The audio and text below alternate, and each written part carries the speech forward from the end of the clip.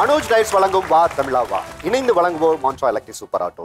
Power by Cardia நல்லெண்ணெய், Lalitha jewellery. Associate sponsors Shashwin foundation, builders and interior designing, Repco home finance, born to fight school of martial arts, VVD Priyam salt, Mallikarjuna silks Kanchipuram, styling partner tailor shoe.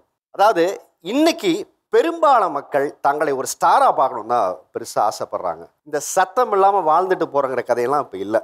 குழந்தை பிறந்து ஒரு வயசுலேயே ஒரு பெரிய கனவோட தான் ஒவ்வொரு பெற்றோரும் ஆரம்பிக்கிறாங்க.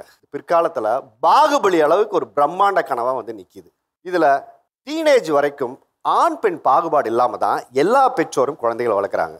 ஆனால் அதுக்கு பிறகு பெண்கள் சாதிக்கணுங்கிற வரும்போது நிறைய குடும்பத்தினர் அதை அப்படியே ஒரு 6 குழியை தோண்டி புதைக்கணும்னு நினைக்கிறாங்க. அவங்கள சில பேர் இந்த பக்கம் வந்து உட்காந்துருக்கீங்க, புதைச்ச குழியிலேருந்து இதோ வந்துட்டனே அப்படின்னு சொல்லி திரும்ப திரும்ப எந்திரிச்சு வந்த பெண்களாக இந்த பக்கம் வந்து உட்காந்துருக்கீங்க. இதுல யார் முடிவு சரியானது? எண்ணங்கள குழியை தோண்டி புதைச்சவங்களா இல்லை மீண்டும் எந்திரிச்சு வந்தவங்களா அப்படிங்கிறத இந்த வா தமிழாவால் விவாதிக்கணும்னு ஆசைப்பட்டோம். அதனால தான் இன்னைக்கு நம்ம பேச போகிற தலைப்பு சாதிக்க துடிக்கும் பெண்கள் வெர்சஸ் மூட்டுக்கட்டை போடும் குடும்பத்தினர்.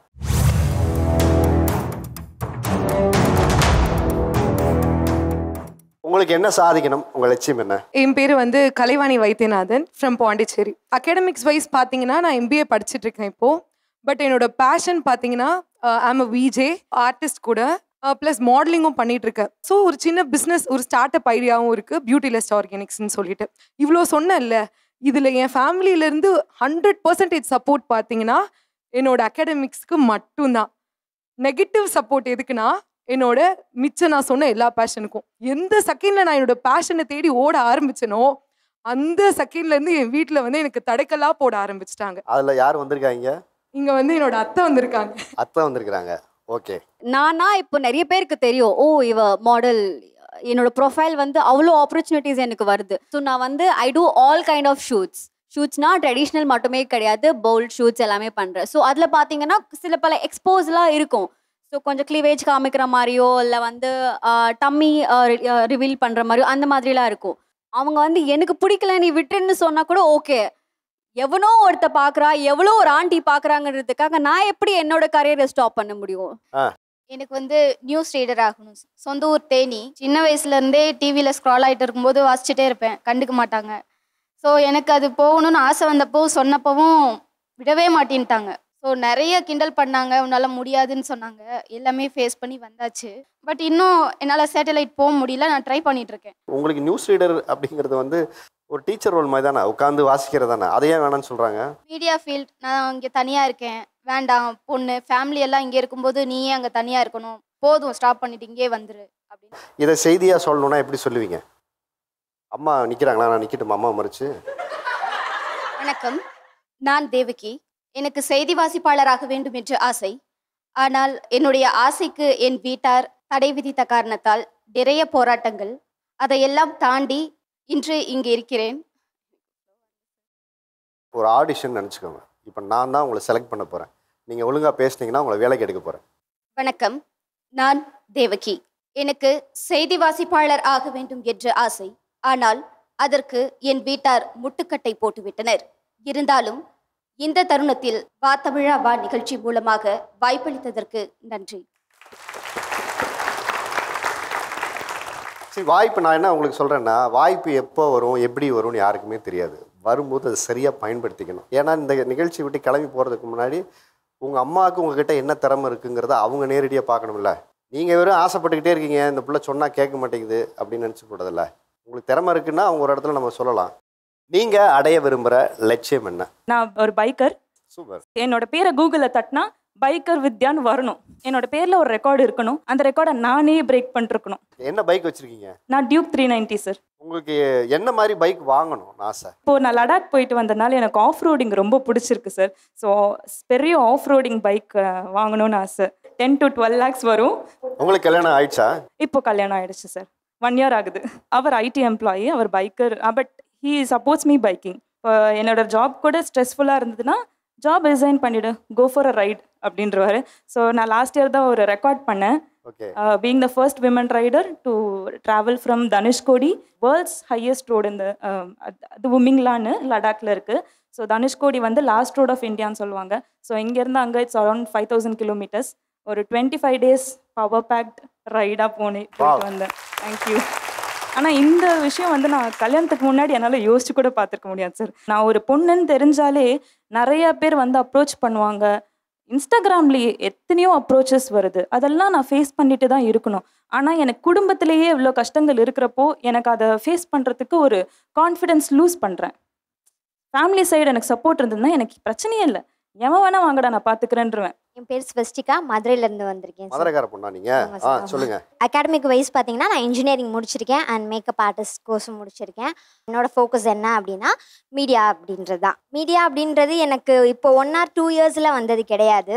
நான் ஸ்கூலிங்லேருந்தே வந்து நிறைய ட்ராமாஸ், டான்ஸ் எல்லாம் நிறைய பண்ணுவேன். கல்ச்சுரல்ஸ் அப்படின்றனாலே ஃபஸ்ட்டு வந்து என் பேர் தான் இருக்கும். ஸோ இப்போ வந்து மீடியாவுக்கு போகிறேன் அப்படின்னா வேணாம் அப்படின்றாங்க. ரீசன் என்ன? ஆல்மோஸ்ட் எல்லாத்துக்கும் தெரிஞ்சதான், அட்ஜஸ்ட்மெண்ட்ஸ் இருக்கும், அப்யூசிவ் இருக்கும் அப்படின்றது. ஆனால் அவங்களுக்கு என்ன புரிய மாட்டேங்குது, மீடியாவில் மட்டும் இல்லை அது எல்லா ஃபீல்டுலேயும் இருக்குது அப்படின்றதே தெரிய மாட்டேங்குது. அது நம்ம ஃபேமிலிக்கு செட் ஆகாது. மதுரையில் இருந்துட்டு இதெல்லாம் பண்ணலாமா? நீ இன்ஜினியரிங் படிச்சிருக்கு, போனால் 50,000 60,000 சம்பாதிக்கலாம். நீ அதை விட்டுட்டு வந்து இதில் போயிட்டு 24 மணி நேரம் நின்று வேலை பார்க்குறேன் ஒருத்தன்ட்டு அடிமையா? இது அடிமை கிடையாது. நான் எனக்குள்ளே இருக்க திறமையை நான் வெளிக்காமிக்கிறேன் அப்படின்னா அது அவங்களுக்கு வேணாம். என்ன மாதிரி கண்டென்ட் போடுறீங்க நீங்க? நான் வந்து கோவை சரளா மேம் மாதிரி ரீக்ரியேஷன்ஸ் பண்ணிட்டு இருக்கேன் சார். அப்படியா? எங்க பேசுங்க, கோவை சரளா மேம் மாதிரி பேசுங்க. இத ரோட்டு கலையிட்ட வாங்கினது எவ்வளவு ரிச்சா இருக்கு பாத்தியா?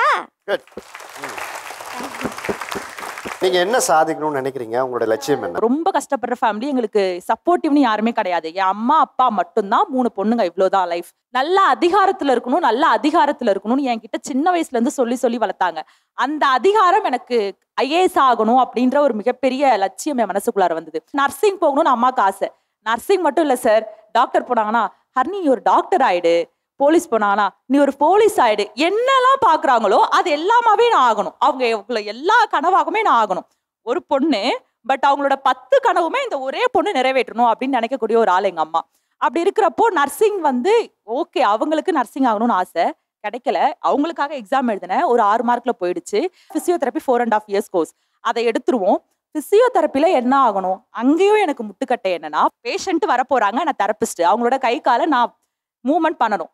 ஃபீமேல் பேஷண்ட் மட்டும்தான் நீ பார்க்கணும், மேல் பேஷண்ட் நீ பார்க்கவே கூடாது. அப்படி இருந்தா இந்த துறையில நான் எப்படி சாதிக்க முடியும்? இல்ல அவங்க வந்து ஐஏஎஸ் படிக்கணும்னு சொன்னதை நீங்க ஏன் வேணான்னு சொல்றீங்க? இது ரொம்ப லாங்கா டைம் எடுக்கும் சார் படிப்பு முடிய. எனக்கு சீக்கிரமா படிக்கணும், சம்பாதிக்கணும், ரொம்ப நாள் படிக்கணும், நிறைய கோர்ஸ் போகணும். அந்த அளவுக்குலாம் நம்மளுக்கு வருமானம் அந்த மாதிரிலாம் கிடையாது. நீ சீக்கிரமா இந்த மாதிரி சார்ந்த படிப்பு படிச்சுன்னா சீக்கிரம் வேலைக்கு போகலாம்ல. அதனால தான் சார் போவேணான்னு சொன்னேன். நான் ஆரம்பிச்சது டிஎன்பிசில இருந்து. டிஎன்பிசி முடிச்சுட்டு அதை கட் ஆஃப் வந்துச்சுன்னா யூபிஎஸ்சி எக்ஸாம் எழுதலாம். 5 levels இருக்கு யூபிஎஸ்சி எக்ஸாம்ல. இப்போ ஒவ்வொரு லெவலா நான் போகணும் அப்படின்னா ஃபர்ஸ்ட் பேசிக் டிஎன்பிசி குரூப் 4 எழுதினேன். அன்னைக்கு கட் ஆஃப் வந்தது, போயிருந்தா கிடைச்சிருக்கும், போஸ்டிங் கிடைச்சிருக்கும். அதுலயே நான் எக்ஸாம் அடுத்த லெவல் போயிருந்தா கண்டிப்பா இன்னைக்கு நான் ஐஏஎஸ் ஆயிருப்பேன். எனக்கு தெரிஞ்சு படிக்கிற குழந்தைங்களை நிப்பாட்டுறது மாதிரி ஒரு பாவமான செயல் அது என்ன இருக்கு எனக்கு புரியவே இல்லை. அப்படிலாம் செலவு பண்ற அளவுக்கு வருமானம் இல்லைங்க இல்ல சார், நீங்க செலவு பண்ணாமலே அதை படிச்சு பாஸ் ஆயிருக்க. படிச்சிரு சார். எனக்கு அது இப்ப சொல்லுதுல்ல 5 ஸ்டேஜ் 4 ஸ்டேஜ் அதெல்லாம் எனக்கு தெரியாது சார். நீ படிப்பு முடிச்சா வேலைக்கு போகணும், எனக்கு தெரிஞ்சது அவ்வளவுதான் சார். இது எப்படி தெரியுமா இருக்கு? கோழியை வளர்த்தா வளர்ந்ததுக்கு அப்புறம் வெட்டி குழம்பு வச்சிடணுங்கிற மாதிரி தான் இருக்கே தவிர என்னுடைய குடும்ப சூழல் அப்படிங்க சார். நீங்க உங்க பொண்ணு எல்லாம் ஆகணும்னு ஆசைப்பட்டீங்கல்ல, டாக்டர் ஆகணும், போலீஸ் ஆகணும், அதாகணும் இதாகணும்னு ஆசைப்பட்டீங்க. ஒரு மாவட்டத்துக்கு கலெக்டர் ஆயிருந்தா நீங்க சொன்ன அத்தனை பேரும் உங்க பொண்ணு கீழே தான் அந்த மாவட்டத்தில் இருந்திருப்பாங்க. அதுக்கு தேவையான அத்தனையும் செஞ்சு கொடுக்குற இடத்துல அது இருந்திருக்கும். அது எனக்கு தெரிஞ்சும் அந்த தவிர நான் செஞ்சதான் சார். எனக்கு இந்த ஒரே காரணம் தான் சார். ஆனா அவங்க என்னை ஏத்து பேச மாட்டாங்க சார். உங்க குரல்லே தெரியுதுமா? இந்த ரெட் கலர் வளையல் பச்சை தான் அப்படின்னா 2 டைம் சொல்லுவாங்க. இல்லம்மா நீ நல்லா பாரு, அது கிரீன் தான். சரி சொன்னா கேட்க மாட்டீங்க, கிரீனா அது சரி அப்படின்ற அளவில் அவங்க வளர்த்துட்டேன். 3 பொம்பளை பிள்ளைன்றதுனால கொஞ்சம் அவங்கள ஸ்ட்ரிக்டாகவே வளர்த்துட்டேன் சார். அதனால அவங்க என்னை ஏற்று பேச மாட்டாங்க சார். ஆனால் சில டைம் வருத்தப்படுறேன் சார், நம்ம பிள்ளை கனவை தொலைச்சிட்டோமே அப்படின்னு சொல்லுவாங்க. அதை நீங்கள் காலம் தாழ்ந்து படுற வருத்தம் வந்து அது எந்த வகையிலும் தெரியல சார். அப்போ அது உண்மைதான். சொல்லுங்க, உங்க கனவை என்ன தடுக்கிறாங்க? அம்மா எனக்கு வந்து நடிக்கிறதுக்கு ஆசையா இருக்கு. 12th முடிச்ச உடனே நடிக்கிறதுக்கு ஆசையா இருக்கு. இல்லை எனக்கு நான் ஒரு பெரிய பாடகி ஆகணும்னு எனக்கு ஆசையா இருக்கு, நான் வந்து ஆகிறேன் அப்படின்னு. ஒரு நல்ல படிப்பு எடுத்து நீ படி, அதுக்கப்புறம் உனக்கு என்ன தோணுதோ அதுக்கப்புறம் நான் அதை சொல்கிறேன் அப்படின்னாங்க. சரி ஓகே, உங்களுக்கு என்ன ஆகணும் அப்படின்னு. நீ டீச்சர் ஆயிரு அப்படின்னாங்க எங்க அம்மா. எங்க அப்பா என்ன சொன்னாரு, நீ வந்து நல்லா பேசுற, நீ வந்து வக்கீல் ஆயிரு. என் புள்ள சாரதாமணி BA LLB ஜோதிமணியோட புள்ள அப்படிங்கிற மாதிரி எங்க அப்பாவுக்கு பேர் வேணுங்களாமா. அதுக்கு நான் கஷ்டப்பட்டு உட்காந்து படிக்கணுங்களாமா. LLB கடிச்சாதான் வந்துட்டு நீ ஒரு கலைத்துறையில வந்துட்டு நீ போக முடியும் அப்படின்ட்டாங்க. சரி எனக்கும் கொட்டைக்கிட்டு உங்களை பேசிக்கிறேன் அப்படின்னு சொல்லிட்டு நானும் அமைதியாவே இருந்தேன் சார். அதுவும் கிடைச்சிச்சு. 2 வருஷம் போயிட்டு இருக்கேன். ஆனா இன்ன வரைக்கும் நான் சைடே தாட்டல சார். இவங்க அதாவது யூடியூப்ல போறியா ஓகே, ஆல்பம் பண்றியா ஓகே, ஆனா touch scene hug scene glamour no, அவ்வளவுதான். அப்படி என்ன உங்களுக்கு பயம்? பயம் என்னன்னா எனக்கு ஒரு வக்கீல் ஆகணும்னு ஆசைங்க. அப்பாவோட ஆசை. ஆக்டிவ் அப்படிங்கிறது இப்போ எல்லாருமே பண்றாங்க, சிறுசுலேருந்து பெருசு வரைக்கும் எல்லா ஆயத்தை பண்றாங்க. 10ஓட 11 நிக்காம நீ தனியா கெத்தா நில்லு அப்படிங்கிறாங்க. 10ஓட 11 நிக்கணும் அப்படின்னா எனக்குள்ள இருக்க டேலண்ட் என்னங்கறத நீங்க எனக்கு வெளிப்படுத்துறதுக்கு ஒரு வாய்ப்பு கொடுக்கணும். இல்ல அவங்க என்ன சொல்றாங்கன்னா, முன்னாடி படிக்கிற கூட்டம் நிறைய இருந்துச்சு, படிச்சு வேலைக்கு போகணும்னு. இப்ப நடிக்கிற கூட்டம் அதிகமாயிடுச்சு. நீ வக்கீலுக்கு படிச்சு முடிச்சு நான் கோர்ட்ல நிற்கும் போது அடுத்த சீன் போய் நீ நடிச்சிட்டு இருப்பியா? போய் நீ வக்கீலுக்கு படிச்சிட்டேன்னா உன்னுடைய அந்த கலைத்துறை அப்படிங்கறத வந்துட்டு நான் உனக்கு ஓகே சொல்லிடுறேன் அப்படிங்கிற மாதிரி நீங்க ஸ்டார்டிங் சொன்னீங்களா? ஆமா. ஆனா அதுக்கப்புறம் நீங்க என்ன சொன்னீங்க, இப்ப நான் செகண்ட் இயர் போயிட்டேன், 1 வருஷம் ஓடிடுச்சு, கஷ்டப்பட்டு இவ்வளவு புக்கு சார். படிக்காத பிள்ளைங்களுக்கு தெரியும் சார், இவ்வளவு புக்கை படிச்சோன்னா எப்படி மண்டையில் எனக்கு மண்டை ப்ரெஷர் ஆகுது சார். அந்த அளவுக்கு டிப்ரெஷன் சார். அரியர் வச்சானா அரியரா? அப்படியா? நீ படிக்கல, ஒழுங்கா படிச்சிருக்கணும். எங்க போனை தூக்கிட்டு இருந்தா எப்படி? போனே எடுக்கிறது இல்லை சார். போனை எடுத்து அதை ரீல்ஸ் ஏதாவது நம்மளோட ஒரு கலையை வந்துட்டு அதுலயாவது காட்டலாம் அப்படின்னு சொல்லிட்டு ரீல்ஸ் ஏதாவது பண்ணுவேன் சார். அதுக்கும் ரீல்ஸா ஆரம்பிச்சுட்டேன், அப்புறம் ஓ அரியர் தான், கிளம்பு அப்படிம்பாங்க.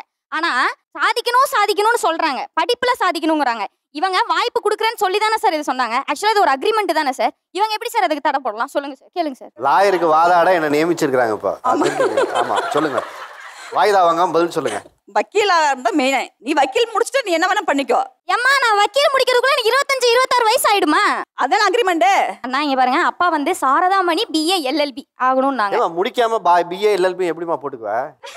இல்ல நான் கண்டிப்பா நான் முடிச்சிருவேன். இப்ப நடிக்க போறாங்க அப்படின்னா எத்தனை வருஷம் நடிச்சிருவாங்க? அவங்க அழகு இருக்க வரைக்கும் நடிப்பாங்க. அதே முடிஞ்சு போச்சு அப்படின்னா அவங்க எங்க இருக்கான்னு யாருக்கு தெரிய போறாங்க? அழகு இருக்கிற வரைக்கும் நடிக்கிறது கிடையாது, திறமை இருக்க வரைக்கும் நடிப்பாங்க. திறமைக்கு வாய்ப்பு கிடையாது. அது ஒரு அதிர்ஷ்டம் மட்டும் தான் கிடைக்குது. அதே அந்த படிப்புங்கிறது இன்னைக்கு நாளைக்கு வக்கீல் அப்படின்னா அதுக்கப்புறம் ஜட்ஜுன்னு ஒரு கௌரவமான இடத்துக்கு போவேன். இன்னைக்கு இப்ப நான் அந்த விஷயத்த நான் எடுத்து படிக்கவே இல்லை. படிக்காம உட்காந்து நான் உங்ககிட்ட பேசினேன் அப்படின்னா நீங்க சொல்ற பாயிண்ட் கரெக்ட், 100க்கு 100 உண்மை. அதுக்காக நான் ஹார்ட் ஒர்க் பண்ணுவேன். நான் கண்டிப்பா படிச்சு அந்த வக்கீலுங்கிற பேர் வாங்கினதுக்கு அப்புறம் நான் படிக்கிறேன், அதாவது நடிக்கிறேன் அப்படின்னு சொல்லிட்டு வந்திருப்பேன். ஆனா இப்ப நான் படிச்சிட்டு இருக்கேன், வக்கீல் எடுத்து தான் படிச்சிட்டு இருக்கேன். நீ சொல்றதான் நான் படிச்சிட்டு இருக்கேன். இப்ப எத்தனை அரியர் வச்சிருக்க? அதை பத்திலாம் ஏமா கேக்குற? கரெக்ட் சார் கேக்குறது. எத்தனை அரியர்மா வச்சிருக்க? இதுல போடுவீங்களா சார்? அதெல்லாம் போட மாட்டோமா. இதெல்லாம் எடிட் பண்ணிடுங்கப்பா. எடிட் பண்ணாம இதை போடாதீங்க. 3 சார். 3 தானம்மா? சார் 3 அரியர் தானா? ஆமா சார். நான்லாம் எத்தனை அரியர் வச்சிருந்தேன் தெரியுமா? ஆமா, நான் காலேஜுக்கே போகல. காலேஜுக்கு போகாமலே எவ்வளவு அரியர் வச்சிருந்தேன் தெரியுமா சார்? அதாவது இவங்க சொல்றாங்க, ஆனா எனக்கும் அதுக்கு மட்டும் 6 மணி நேரம் வந்து டிராவலே போயிருது சார் படிக்கிறதுக்கு. இல்லாம ஒன்னு ஹாஸ்டலாவது சேர்த்து விடணும், இல்ல ரூமாவது புடிச்சு கொடுக்கணும். ஐயோ என் பிள்ளைக்கு உடம்பு சரியில்லாம போயிடும், ஐயோ என் பொண்ணை நான் கண்ணு கருத்துமா பாக்குறேன்னு சொல்றாங்க. அப்ப அதுக்கான டைம் இவங்க அந்த டைம் எனக்கு கொடுக்கணுமா இல்லையா சார்? அப்பதானே சார் என்னால படிக்க முடியும். எப்படி புள்ள பாவனையா நடிச்சு காட்டுது? என்ன நீங்க இவ்வளவு திறமை உள்ள வச்சு உங்களுக்கு என்ன சாதிக்கணும்? எது உங்களுக்கு பிரச்சனையா இருக்கு? அவங்க வந்து என்னோட கரியருக்கு வந்து அகேன்ஸ்டா இருக்காங்க. அவங்களுக்கு கல்யாணம் ஆகி இப்ப 8 மாசம் ஆச்சு சார். அவங்களுக்கு டான்ஸ்னா ரொம்ப பிடிக்கும், ரொம்ப நல்லா டான்ஸ் ஆடுவாங்க. ஆனா இப்ப கேளுங்களேன், அவ கட்டிக்கிட்ட சேலை, பிளவுஸ், ஃபுட்வேர் எல்லாமே அவங்க ஹஸ்பண்ட் தான் சூஸ் பண்ணாங்க. So she is living her life under அவங்களோட ஹஸ்பண்டோட கண்ட்ரோல். ஸோ நானும் அப்படிதான் வாழணும்னு அவங்க நினைக்கிறாங்க. படிச்சு முடிச்சியா, ஒரு மாப்பிள்ளை பாத்தியா, அவ்வளவுதான். பிறந்தப்போ அம்மா அப்பா கண்ட்ரோல்ல இருக்கணும், அப்போ பாய் ஃப்ரெண்டுன்னு ஒருத்த வரவன் அவனோட கண்ட்ரோல்ல இருக்கணும், அப்புறம் புருஷனை கட்டிக்கணும் அவனோட கண்ட்ரோல்ல இருக்கணும்.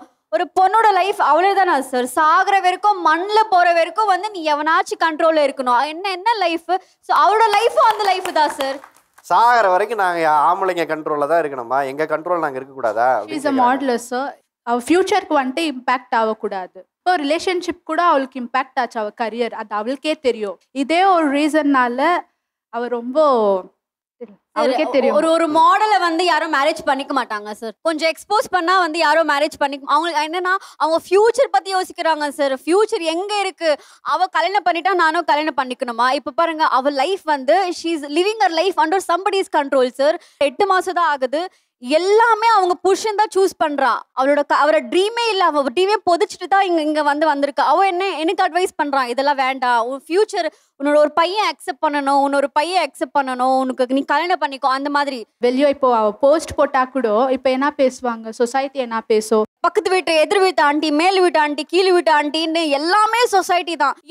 என்ன கிடைச்சது சொசைட்டி கிட்ட இருந்து? ₹1 லாபமா சொசைட்டி? ஒண்ணுமே இல்ல. சொசைட்டி தான் நம்ம வாழ்றோம். உங்களுக்கு ஒரு கஷ்டம், உங்க எதிர் வீட்டு ஆண்டி தான் வந்து உங்களுக்கு உங்களோட லோன் எல்லாம் தீர்த்து கொடுப்பாங்களா ஆண்டி? யாருமே வர போறது கிடையாது. நம்ம வண்டி தான். ஒரு நிமிஷம் சார், ஆக்சுவலி என் கேர்ள் ஃப்ரெண்டை மாடலிங் சூஸ் பண்ணாங்க. ஸோ மாடலிங்னா எப்படின்னா உங்க சோஷியல் மீடியா கொஞ்சம் எங்கேஜாக வச்சுக்கணும். டெய்லி ஒரு போஸ்ட் போடணும், அதுக்கப்புறம் கொஞ்சம் ஃபேஷனாக வந்து ட்ரெஸ் கண்டிப்பாக போடணும். நான் போஸ்ட் போடு பட் ரெகுலராக போடாத, அதே மாதிரி ஃபேஷனாக போடு, கொஞ்சம் டீசெண்டாக போடுன்றேன்.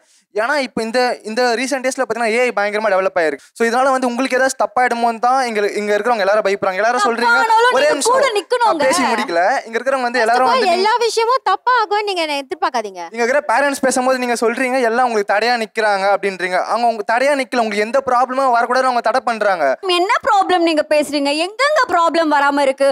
ஒரு கம்பெனில நீங்க ஐடி வேலை பண்ணாலும் அங்கேயும் ப்ராப்ளம் வருது. ஒரு டெலிகாலரா வேலை பண்ணா பொண்ணுக்கு அங்கேயும் ப்ராப்ளம். எந்த வேலை பண்ணாலும் ப்ராப்ளம், எல்லா இடத்துலயும் ப்ராப்ளம் இருக்கு. ஏங்க ஒண்ணு நீங்க எங்க கூட சப்போர்ட் பண்ணணும், இல்ல நாங்க ஸ்ட்ராங்கா இருக்கிறோமா அதாச்சும் விடுங்க.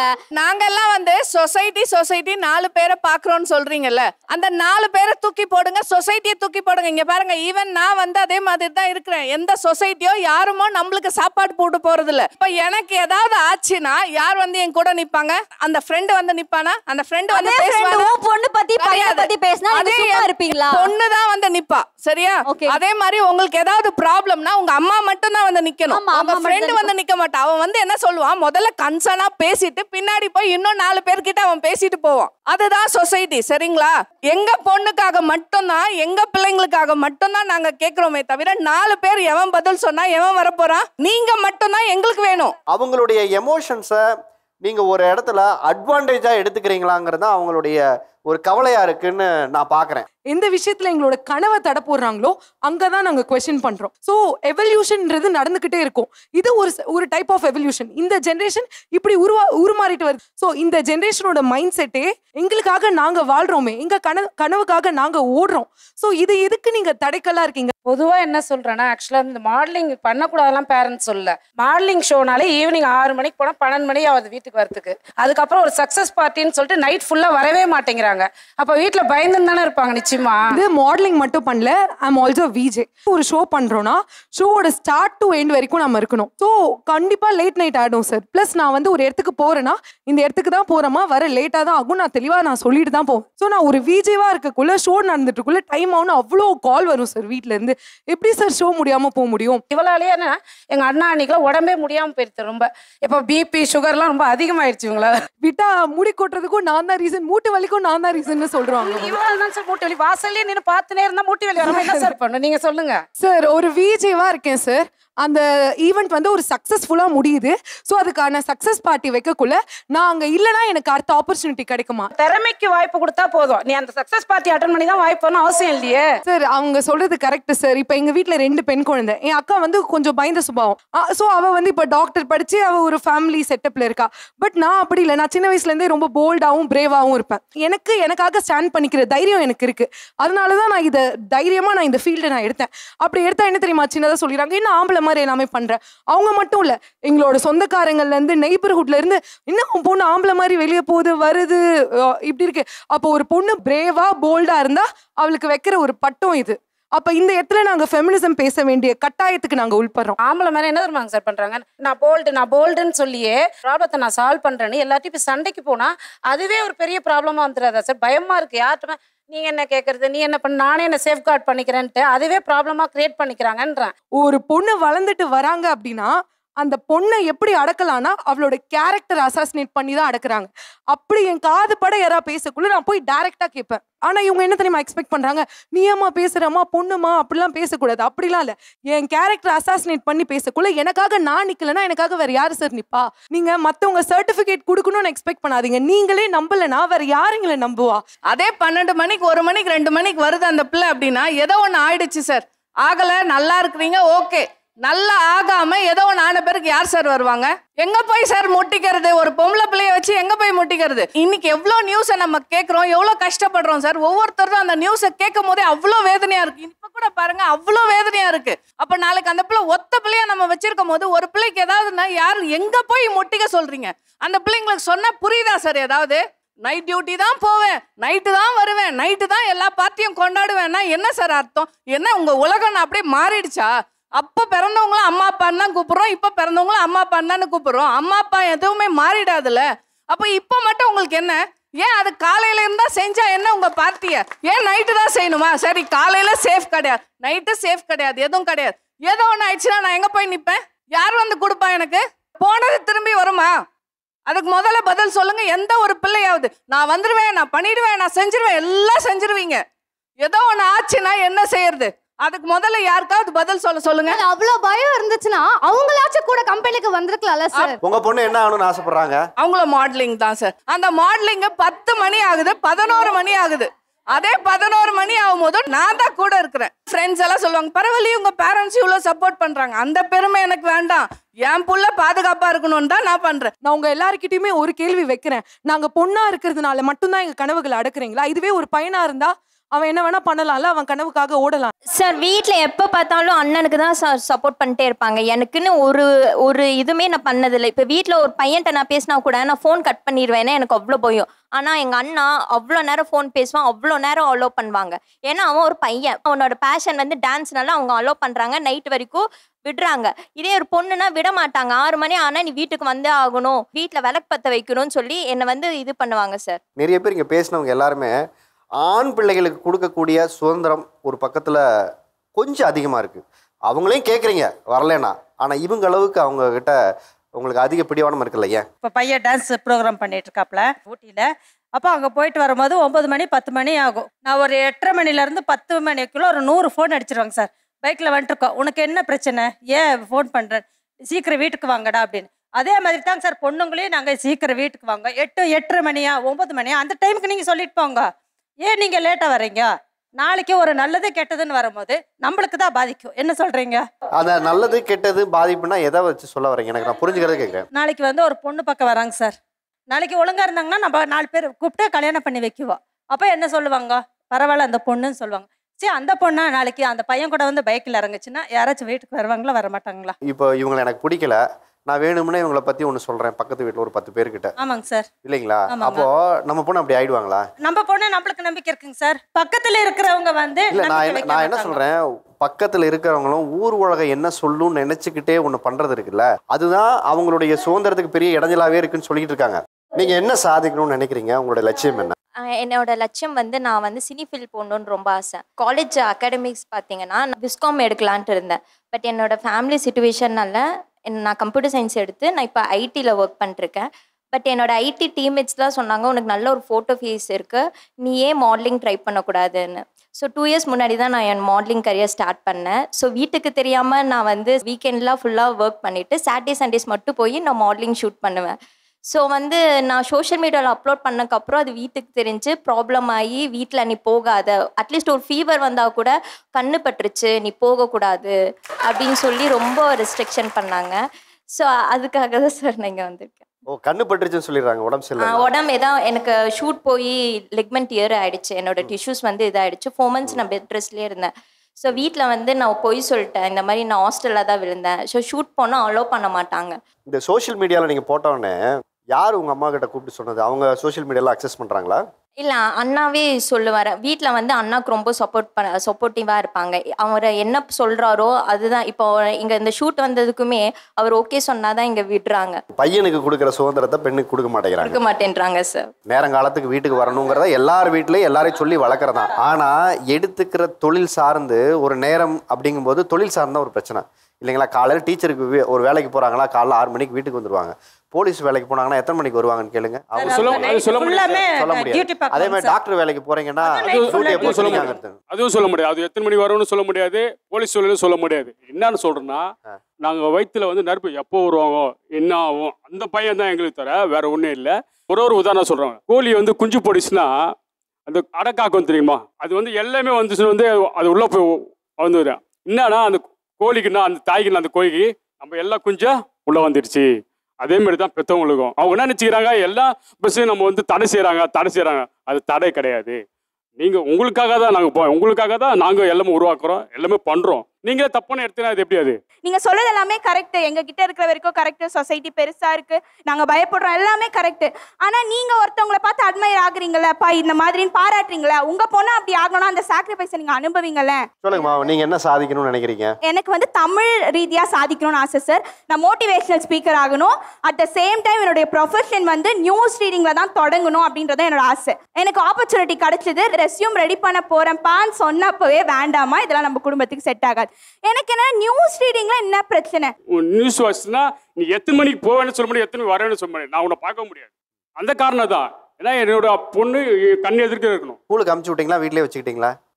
உங்க காலேஜ் போயிட்டு வந்திருக்காங்க சார். இப்போ ஸ்கூலுக்கு படிக்கும்போது வீட்லயே வச்சுக்கிட்டீங்களா, ஸ்கூலுக்கு அமுச்சு விட்டீங்களா? போயிட்டு நல்லா படிச்சு வந்திருக்காங்க. அதுக்கப்புறம் காலேஜுக்கு அமுச்சு விட்டீங்களா, வீட்லயே வச்சுக்கிட்டீங்களா? காலேஜ் போயிட்டு வந்தோம். அதுக்கப்புறம் வேற ஒரு வேலைக்கு போகணும்னு உங்களுக்கு எதிர்பார்ப்பு இருக்குல்ல? ஆமா இருக்கு. அப்ப கண்ணுக்குள்ளே இருக்கணுமா இல்ல வெளிக்கு போயிட்டு வரணுமா? சார் வெளியூருக்கு நான் கேட்ட கேள்விக்கு நம்ப முடியல சார். நான் பொண்ணுங்களை வச்சிருக்கோம். நீங்க நான் கேள்விக்கு பதில் சொல்லுங்க, அப்புறம் உங்க கேள்விக்கு நான் வரேன். சொல்லுங்களா? நீங்க இன்னொரு வேலைக்கு போகணும்னு நினைக்கிறீங்களா உங்க பொண்ணு? அது என்ன வேலைக்கு? நல்லா படிக்கணும் சார். அதாங்க என்ன படிச்சு என்ன ஆகணும்? இப்போ ஒரு 3 வருஷம் முடிக்கணும் சார். இது முடிச்சு 2 வருஷம் படிக்கணும். 5 வருஷம் அவங்க பிடிக்கிறது முடிச்சுட்டு அவங்க என்ன ஜாப் போறாலும் அவங்க போட்டோம் சார். அது நான் தடை பண்ணல. இப்போ இதுக்கு இது வானான்ற. இப்போ என்ன படிக்க வச்சுட்டு இருக்கீங்க அவங்கள? அப்போ அவங்க சைக்கிளுக்கு படிச்சுருக்காங்க. படிச்சுட்டு அவங்க என்ன வேலைக்கு போகணும்னு ஆசைப்படுறீங்க? அப்போ அவங்க என்ன சொல்லுவாங்கன்னு சொல்ல முடியாது சார். இப்போ சொல்றாங்க, அப்போ மாறல சார் படிப்பு. இப்போ நீ இதுக்கு போனணும். 5 வருஷம் படிக்க வேண்டியதை நீங்க படிக்க வச்சுட்டு அப்புறமா வேற எதையாவது நீங்க பண்ணிக்கங்கன்னு சொல்றதை விட அவங்களுக்கு பிடிச்ச துறை ஏன் தேர்ந்தெடுக்கணும் சொல்லுவாங்களா? அப்போ உனக்கு என்ன விருப்பம் நான் சொல்லுவேன், நீ படிமான்றோம். அவ்வளவுதான் சார். அவருக்கு எப்படின்னா 5 இயர்ஸ் முடிச்சுட்டு நான் வேலைக்கு போயிட்டு ஈவினிங் வரேன், இந்த டைமிங்னு ஒரு கான்ஸ்டன்டா இருக்கணும் சார். அவங்களுக்கு தைரியம் வரணும் சார். இன்னும் அவங்களுக்கு தைரியமே கிடையாது. ஃபர்ஸ்ட் ஸ்பேஸே கொடுக்காம எப்படி நான் தைரியத்தை கத்துக்க முடியும்? ஒரு வெளியிடம் போறதுக்கு போமா அப்படின்னா தான் கத்துக்க முடியும். அவங்களுக்குள்ளே வச்சுப்பாங்க, அவங்களே கூட்டு போவாங்க, அவங்களே கூட்டு வருவாங்க. அப்ப நான் வெளி உலகமே பார்க்கல, எனக்கு எதுவுமே தெரியல. ஒரு பார்ட் டைம் போனோம்னா கூட எங்க அப்பாவுக்கு போக கூடாது. ஒரு டியூஷன் சென்டர்ப்பா அப்படின்னா கூட வேணாமா, நான் கஷ்டப்பட்டேன், நான் கஷ்டப்பட்டேன், நீ கஷ்டப்படக்கூடாதுன்னு நினைக்கிறீங்களா? கரெக்ட். அதே தான் என் அப்பாவை வந்து நான் நார்மலாக நான் ஒரு படித்த ஒரு வேலைக்கு போய் அப்படி வச்சுக்க கூடாது, எப்படி ஒரு செலிபிரிட்டியாக கொண்டு வராங்களோ அப்படி நான் கூட்டு வரணும்னு நினைக்கிறேன். ஏன் அதுக்கான ஒரு சின்ன ஸ்பேஸை கொடுக்க மாட்டீங்க சார்? அவங்க பார்ட் டைம் வேலைக்கு போகிறான்றாங்க. நீங்கள் அவங்க காலேஜ் முடிச்சுட்டு 1 மணிக்கு முடிச்சு 2 மணிக்கு தான் வீட்டுக்கு வராங்க. அது எப்படி அங்கே வரதுக்கும் உங்களுக்கு டயர்ட் ஆகிடும். நீங்கள் ஈவினிங்க்கு போயிட்டு அங்கே போய் நீங்கள் பண்ண முடியுமா? இவங்க சொல்ற அவங்க எல்லாரோட அன்பு புரியுது, பயம் புரியுது. நாங்க வேலைக்கு போறதுனால மட்டும்தான் இந்த பிரச்சனை வருதுன்னு கிடையாது. எல்லா இடத்துலயுமே இந்த பிரச்சனை இருந்துட்டு தான் இருக்கு. நீங்க நல்ல ப்ரொஃபஷன் சொல்ற டீச்சர்லயும் நிறைய பேர் வெளியே சொல்லாம நிறைய பிரச்சனை ஃபேஸ் பண்ணிட்டு தான் இருக்காங்க. நீங்க கெட்ட ப்ரொஃபஷன் சொல்ற சினிமாவில் சேஃபா இருக்கவங்களும் இருக்கிறாங்க. பிள்ளைங்க ஒண்ணு பெற்றவங்களோட பாதுகாப்புல இருக்கணும், இல்ல கணவருடைய பாதுகாப்புல இருக்கணும், இல்ல கூட பிறந்த அண்ணன் தம்பியோட பாதுகாப்புல இருக்கணும். இவங்க வந்து வெளியுறதுக்கு வந்தா நிறைய பிரச்சனைகளை சமாளிக்க வேண்டியிருக்குது. எங்க சொந்த பந்தங்கள்லயும் என்ன சொல்றாங்கன்னா, மீடியா மோசமானது, இதுக்கு வேண்டாம், இதுல போனவங்க ஒன்றும் சரி கிடையாது அப்படின்ற மாதிரி தவறான கண்ணோட்டத்துல பார்த்து தவறாத்தான் பேசுறாங்க. நம்ம கூட பழகுனவங்களும் அதை தான் சொல்றாங்க. நாங்க வந்து ஒரு நடுத்தர குடும்பம் தான். நாங்கள் வந்து நான் வந்து அதிகம் படித்தது கிடையாது. என்னையை வந்து எங்கள் அப்பா அப்படி வளர்க்கவும் கிடையாது, வெளியில் உலகத்துக்கு விட்டு வளர்க்கவும் கிடையாது. எங்கள் வீட்டுக்காரரு அந்த மாதிரி கிடையாது. அவரும் ஒரு 12 வரைக்கும் முடிச்சுட்டு அவருக்கு என்னென்னா பொம்பளை பிள்ளைங்க ஒன்று கட்டி கொடுக்குற வரைக்கும் பெற்றோர்கள் பாதுகாப்பில் இருக்கணும், அதுக்கப்புறம் புருஷன், அப்புறம் பிள்ளைய என்ற மாதிரி போயிடணும் அப்படின்ற ஒரு இதில் வளர்ந்ததுனாலையோ என்னமோ இவங்களை வந்து ஃப்ரீயாக எங்களுக்கு விட பயமாக இருக்குது. இந்த பிள்ளை ரொம்ப கஷ்டப்பட்டு தான் இந்த இடத்துக்கு வந்துச்சு. பொய் சொல்லிட்டு தான் வந்துச்சு. நான் படிக்கிறேன், படிச்சுட்டு பிஏ இங்கிலீஷ் முடிச்சுட்டு கடைசி பரீட்சை எழுத போகிறேன், நான் மதுரைக்கு போகிறேன் அப்படின்னு சொல்லிட்டு வந்துச்சு. ஆனால் சென்னைக்கு போகிறது எனக்கு தெரியாது. எங்கள் சொந்த பந்தங்கள்கிட்ட சொல்லி சென்னைக்கு டிக்கெட் புக் பண்ணி அம்மாட்ட சொல்லாதீங்க, சொன்னாங்கன்னா விட மாட்டாங்க பயந்துட்டு அப்படின்னு. அவங்க கடைசி நிமிஷத்தில் பொம்பளை பிள்ளை எதுவும் பிரச்சனைனா நம்ம மண்டை உருண்டுரும் அப்படின்னு சொல்லிட்டு கடைசி நிமிஷத்தில் தான் என்கிட்ட சொன்னாங்க. அப்போ இதுதான் பிரச்சனையான்ட்டு நானும் வரேன், உங்களோட மதுரைக்கு வரேன் அப்படின்னு. அவளால் வெளியில் சொல்லவும் முடியல. அந்த உண்மையை சொன்னால் நான் விட மாட்டேன்ற பயம் இருக்குது. சரி வா பார்ப்போம் அப்படின்ட்டு என்னையும் கூட்டிகிட்டு வர்றேன். கடைசி நிமிஷத்தில் நான் இந்த மாதிரி மீடியாவுக்கு போகிறேன், இந்த மாதிரி இன்டர்வியூக்கு போகிறேன் அப்படின்னு கடைசி நிமிஷத்தில் சொன்னான். இது நமக்கு வந்து சாத்தியப்படாது, இது வேண்டாமா அப்படின்னு சொன்னதுக்கு இல்லை, நான் இதனால ரொம்ப இதுக்கு உழைச்சிருக்கிறேன், இதை நான் விட முடியாது அப்படின்னு சொல்லிட்டு மல்லு கட்டி எப்படியோ வந்துடுறான்னு வைங்களேன். அப்பயுமே எனக்கு பயம், பொம்பளை பிள்ளைய தனியாக விடக்கூடாது அப்படின்னு. எங்கள் வீட்டுக்காரருக்கு தெரியாது, என் மகனுக்கு தெரியாது, யாருக்குமே தெரியாது. நானும் இந்த பிள்ளை கூட சென்னைக்கு வந்தேன். இந்த நிமிஷம் இந்த விஷயத்தை நான் இப்போ தான் சொல்கிறேன் எல்லார்ட்டையுமே. வந்துட்டு ஹாஸ்டலில் தங்கி அந்த பிள்ளை இன்டர்வியூ முடிக்கும் போது எனக்கு வந்து என்ன சொல்லுது, இதோட முடிச்சுக்குவீமா, நல்லா பண்ணியிருந்தா தான் திரும்ப கூப்பிடுவாங்க அப்படின்னு எனக்கு ஆறுதலாக சொல்லுது. சரி இந்த அளவுலேயே முடிச்சுக்கிறது இல்லை அப்படின்னு சொல்லிட்டு இந்த விஷயத்தை இந்த நிமிஷம் வரைக்கும் நான் யார்ட்டையும் சொல்லவும் இல்லை. கடைசியில் திரும்ப என்ன பண்ணுது, என்னை கூப்பிட்ருக்காங்க, நான் போகணும்ன்றது. நீ போகக்கூடாதுன்னு நாங்கள் தடுக்கிறோம். நானும் எங்கள் வீட்டுக்காரர் எல்லாருமே இல்லை நான் போகணும் அப்படின்னு ரொம்ப இது பண்ணி, அப்போ எங்கள் வீட்டுக்காரர் சொல்கிறாரு, இங்கே வாருப்பா, நீ அப்படி போகிறதா இருந்தால் அவங்க வீட்டுக்காரரோட போ, எங்கே போகிறதா இருந்தால் நீ ஒத்தையில் போய் எதையும் சாதிக்க வேண்டாம் அப்படின்னு சொல்கிறார். சரின்னா அவங்களுக்குள்ள கொஞ்சம் குடும்ப பிரச்சனையெல்லாம் பிரிஞ்சிருந்தவங்க இதனால ஒன்று சேர்ந்தாங்க. ஒன்று சேர்ந்து திரும்ப மெட்ராஸ்க்கு வந்தாங்க, வீடு பார்த்தாங்க, வச்சாங்க. தான் இந்த பிள்ளை ரொம்ப கஷ்டப்பட்டு சேனலாக ஏறி இறங்கி வாய்ப்புகளுக்கு ரொம்ப கஷ்டப்பட்டுச்சு. ஒரே நிமிஷம் சார், நீங்கள் சொந்த பந்தத்துக்காகவோ அந்த 4 பேர் 4 விதமாக சொல்கிறவங்களுக்காக தான் நீங்கள் வாழ்க்கையை வாழ்கிறீங்களா? பேரே திலகவதி, எனக்கு பேர் ஐபிஎஸ்ன்ற ஒரு பேர் இருக்கணுன்ற என்னோட மிகப்பெரிய ஆசை. ஆனால் என் வீட்டில் 12வது தான் என்னை படிக்க வச்சாங்க, அதுக்கு மேலே என்னை படிக்க வைக்கல. கேட்டால் ஒரு பிள்ளைய 12வது வரையும் தான் படிக்க வைக்கணும், அதுக்கு மேலே நாங்கள் கிராமம், அதுக்கு மேலே படிக்க வைக்க வசதி இல்லை, கௌரவமாக கல்யாணம் பண்ணி கொடுக்கணும்னு சொல்லி கல்யாணம் பண்ணி கொடுத்துட்டாங்க. நான் எவ்வளவோ போர்ஸ் பண்ணேன் சார், எனக்கு போலீஸ் ஆகணுன்ற வெறி, எனக்கு நான் போலீஸ் ஆகணுன்ற ஒரு கனவு ரொம்ப லட்சியம். என் ஃப்ரெண்ட்ஸ் எல்லாருமே என்னை ஐபிஎஸ்ன்னு தான் கூப்பிடுவாங்க, திலகான்னு சொல்லி கூப்பிட மாட்டாங்க. இல்லைப்பா, நீங்கள் சொன்னீங்க உங்களை வந்து 12க்கு மேலேயே படிக்க விடலைன்னு சொன்னீங்க. எங்களையெல்லாம் எங்கள் தெருவே தாண்ட விடலை, சரிங்களா? அதையெல்லாம் தாண்டி நாங்கள் எங்கள் பிள்ளைகளை உங்களை நாங்கள் இப்போ வெளியே விடுறோம்னா அதுக்கு என்ன காரணம் தெரியுமா? நீங்கள் போங்க, போய் எல்லாத்துலேயும் நல்லபடியாக ஜெயிச்சு வரணும். ஓவர் கான்ஃபிடென்ஸ் எடுத்து எல்லாத்தையுமே சண்டை போடுற மாதிரி பேசாதீங்க. அதாவது எந்த இடத்துல எப்படி பேசணும், எந்த இடத்துல எப்படி நடந்துக்கிறோன்ற ஒரு வரைமுறை இருக்குது. அதையெல்லாம் பழகிட்டு பேசுனீங்கன்னா எந்த பிரச்சனையுமே வராது. சார், இங்க எத்தனை பேர் பேசுன்றாங்க, முதல்ல கம்பேர் பண்றதை நிறுத்த சொல்லுங்க சார். இங்க யாருக்கு கம்பேர் பண்ணலன்னு கேளுங்களேன். கம்பேரிசன் கிடையாது. உங்களுடைய பாதுகாப்பை நீங்க பாத்துக்கணும்னா எல்லா இடத்துலயும் நீங்க போல்டா பேச முடியாது. உங்க பொண்ணு தானே, சொல்லுங்க, நீங்க என்ன கம்பேர் பண்றீங்கங்கறாங்க. எல்லாரோடையும் கம்பேர் பண்ணி ஏன் எல்லாமே அவங்க சொல்றது எல்லாம் கரெக்ட் சார், எல்லா கேர்ள்ஸும். இப்போ நாங்கெல்லாம் வந்து பேரண்ட்ஸாக இருக்கும் போது நாங்கள் என்னென்னா பயப்படுறோம். நாங்கள் இன்னும் இவங்களுடைய 2Kல இல்லை, நாங்கள்லாம் வந்து 80ஸ்ல இருக்கோம், 90ஸ்ல இருக்கோம். அந்த மாதிரி இருக்கிறதுனால அவங்களோடையது எங்களால் வர முடியல. அவங்க என்ன சொல்கிறாங்க, நாங்கள் செய்வோன்றாங்க. நாங்கள் அந்த நிலைமையில் இல்லாததுனால இப்போ இவங்க சொன்ன மாதிரி ஒரு ஸ்ட்ரீட்டை கூட எங்களால் தாண்டினது கிடையாது, நாங்கள் எதையுமே செஞ்சது கிடையாது. அப்போ இவங்களுக்கு இவ்வளோ அளவுக்காவது நாங்கள் சுதந்திரம் கொடுத்துருக்கோம். அதே சொசைட்டிக்கு பயப்படாதவங்க தான் சொசைட்டி என்ன சொல்லும், பக்கத்து வீட்டுக்காரங்க என்ன சொல்லுவாங்க, நம்ம ரிலேட்டிவ் என்ன சொல்லுவாங்க, இதை போய் நீ சூஸ் பண்ணிருக்கியே. சார், லட்சியம் ஒன்று இருக்கு, கனவு ஒன்று இருக்கு. லட்சியம்னா மாடலிங்ல இப்போதான் நான் செலக்ட் பண்ணனே, சரி மாடலிங் வருது, நல்லா இருக்கு, நல்லா பண்ணலான்னு. கனவு என்னன்னா, எனக்கு வண்டி ஓட்டணும்னு ரொம்ப ஆசை சார். நான் ஒரு நாள் வண்டி கேட்காத நாளே இல்லை சார். எனக்கு ஒரே ஒரு ஆசை என்னன்னா, வண்டி ஒரு நாய் இது இருந்தால் எனக்கு போதும், லைஃப்ல எதுவுமே வேணாம். ஏன்னா எல்லாருமே நான் அழுக வச்சிருக்காங்க, கஷ்டப்பட்டு வச்சிருக்காங்க. ஆனால் அந்த வண்டி ஓட்டுறச்சே எனக்கு என்னன்னா இறகே இல்லாம பறக்கிற மாதிரி இருக்கும் சார். என்னை நம்பி ஒரு வாட்டி எங்கள் அம்மா தான் வண்டி ஓட்ட சொல்லி கொடுத்தாங்க. ஒரே நாளில் கற்றுக்கிட்டேன் சார். ஒரு 30 நிமிஷம் தான் வண்டி கற்றுக்கிருப்பேன். இன்னொன்று என்னென்னா, என்னோட அம்மா வந்து பெரிய வண்டிலாம் என்கிட்ட கொடுத்ததே இல்லை. என் ஃப்ரெண்ட்ஸ் வந்து வண்டி வாங்கி என்னை கூட்டிகிட்டு போறியா ஷோரூமுக்கு, நான் பார்த்ததே இல்லை. எங்கள் அம்மா சின்ன வயசில் வாங்கினாங்க. ஒரு வாட்டி ஷோரூம் கூட்டிகிட்டு போன்னு கேட்டேன், கூட்டிகிட்டு போகல, சாரின்ட்டு. என் ஆஃபீஸ்க்கு அந்த பையன் 12 மணிக்கு வண்டி எடுத்துகிட்டு வந்து வாங்கிட்டு ஃபஸ்ட்டு எனக்கு காமிச்சு, இந்த சாவி போட்டி நீ ஓட்டுன்றான். அவன் எனக்கு ஓட்ட தெரியுமான்னு கூட கேட்கல சார். அந்த நம்பிக்கை அவன் வச்சது எங்கள் அம்மா வைக்கல. யாரோ ஒரு பையன் 2 நாள் பேசின பையன் நம்பிக்கை வச்சு இந்த சாவி புது பைக்கு. இல்லை இது அவங்க சொல்லிட்டாங்கன்றதுனால நான் இதை சொல்கிறேன். ஃபர்ஸ்ட் இயர் காலேஜ் போனாங்க, அதுவும் ஃப்ரெண்டு கூட இதே மாதிரி வண்டியில் போனாங்க. நான் ஃபோன் பண்ணி கேட்குறேன், எங்கம்மா இருக்கேன்னா, நான் பஸ்ஸில் போயின்னு இருக்கேன்னு சொல்கிறாங்க சார். அடுத்த அரை மணி நேரத்துக்கெல்லாம் திரும்பி அவங்க காலேஜ் போயிட்டோடனே எனக்கு ஃபோன் வரணும்.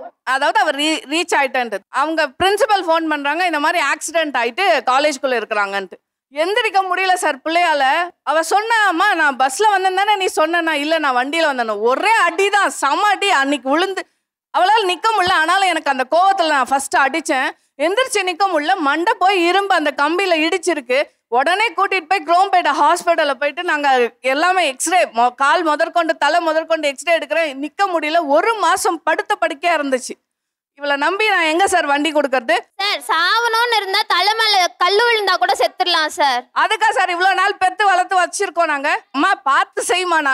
இப்ப நான் செத்தா என்ன இருக்கு? நானா வாழவே இல்லையே, நான் எதுவுமே செய்யலையே. எல்லாத்துக்கும் நீங்க முட்டுக்கடை போடுறீங்களே. இப்போ செத்து போனா மட்டும் என்ன இருக்கு? செத்து போறது இது தவிர வேற ஒண்ணுமே இல்லை சார் வாழ்க்கையில. உங்களுக்கு 2 இன்சிடென்ட் இது. உங்க அம்மா வண்டி கேட்கும்போது உங்களுக்கு கொடுக்கல, உங்க ஃப்ரெண்டு வண்டி கேட்கும்போது உங்களுக்கு கொடுத்தாரு இல்லையா? ரெண்டுக்கும் என்ன வித்தியாசத்தை நீங்க புரிஞ்சுக்கிட்டீங்கன்னு எனக்கு புரியுற மாதிரி சொல்லுங்களேன். இவங்க வந்து என்னை நம்பி கொடுத்தாங்க. இவங்க என்னை நம்பாம, இல்லை எனக்கு பயமா இருக்கு, அந்த மாதிரி நீ ஓட்டுவியான்னு தெரியல, அந்த மாதிரி சொல்றாங்க. உங்களுக்கு ஓட்ட தெரியுமான்னு தெரியாமலே ஒருத்தர் வண்டி கொடுக்குறாரு, அதனால அவர் நல்லவர் ஆயிட்டாரு. உங்களுக்கு ஒருத்தர் ஓட்ட தெரியாமலே ஒரு புது வண்டி வாங்கி கொடுத்தவனே அவர் என்ன ஆயிடுறாரு, இந்த இடத்துல ஒரு ஹீரோ ஆயிடுறாரு.